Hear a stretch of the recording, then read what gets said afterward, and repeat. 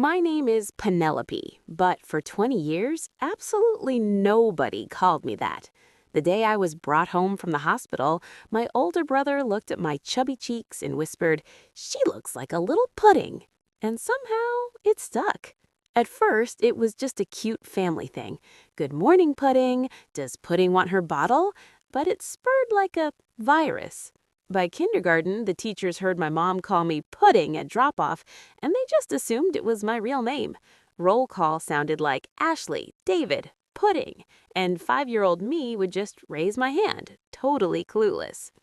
High school was when it got weird. My boyfriend would buy me flowers with a card that said, "To my favorite Pudding." It was like Penelope only existed on my birth certificate or when I was in big trouble. At home, my dad never said it, not once. If he cheered at my graduation, he'd yell, "That's my Pudding." When I finally got my first real job at a law firm, I decided to make a change.